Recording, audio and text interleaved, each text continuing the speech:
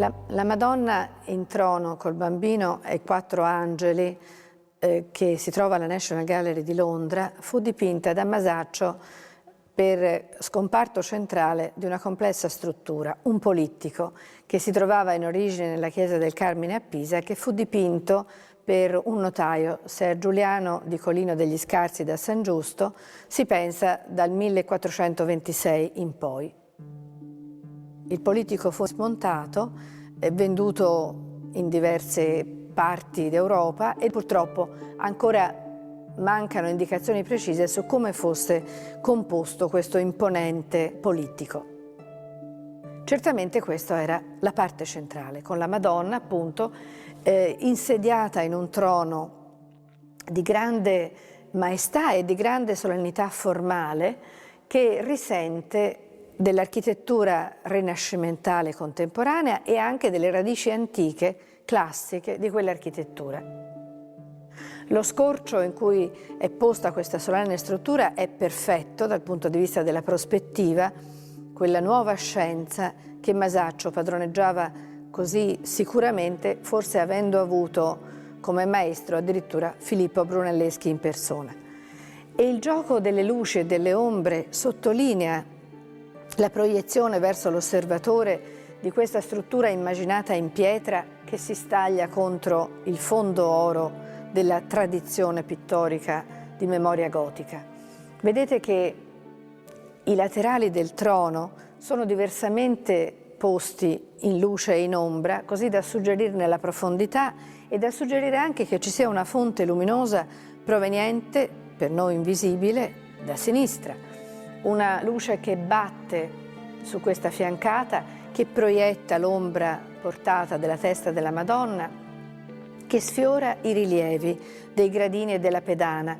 E la pedana è lavorata con una strigilatura, così si chiama quel sistema di curve incise sul fronte del lungo gradino, che proviene direttamente dagli esempi dei sarcofagi antichi. Dunque Masaccio interprete anche del rinnovato interesse per le antichità classiche. Purtroppo la pittura ha sofferto in passato e molti dei suoi valori pittorici si sono attenuati, perdendo probabilmente quella finitura di velature, di luci che Masaccio aveva dedicato agli incarnati e ai panneggi. Tuttavia ancora è pienamente percettibile l'imponenza della figura che, specialmente quella della Madonna, quasi si protende fuori dal trono a mostrare il piccolo infante che qui, come nel trittico giovanile di San Giovenale, si mette le dita in bocca come qualsiasi bambino del mondo, mentre con l'altra mano prende ciò che la Madonna gli offre, cioè quel cardellino, uccellino simbolico che prefigura la sua passione e il suo sacrificio di Redentore. Ed è anche straordinaria l'impaginazione della composizione, dove gli angeli, che sono in adorazione e in accompagnamento del gruppo della Madonna col bambino, sono diversamente organizzati ai lati e ai piedi del trono. Uno è pienamente visibile mentre prega, l'altro, se lo guardiamo da vicino, sembra quasi sacrificato dallo scorcio prospettico, che non è perfettamente centrale, ma che ci mostra il trono lievemente angolato. Questa parte è come più aperta, la vediamo squadernarsi in prospettiva più visibile, più palese. E lo stesso tipo di mancanza di perfetta simmetria, che è però un ricercato effetto, lo vediamo negli angeli ai piedi del trono. Non sono perfettamente simmetrici. Uno mostra il liuto più scorciato nell'ombra, l'altro lo apre verso di noi a ricevere il raggio di luce da sinistra.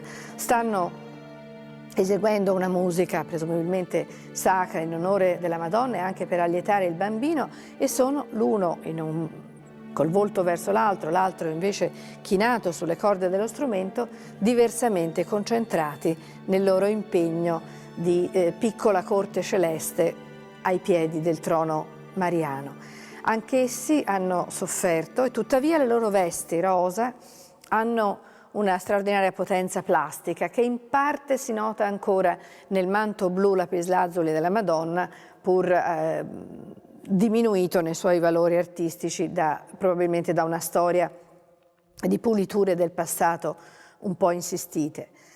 è comunque un capolavoro assoluto dell'arte. In che cosa si può distinguere da tanta bella pittura contemporanea?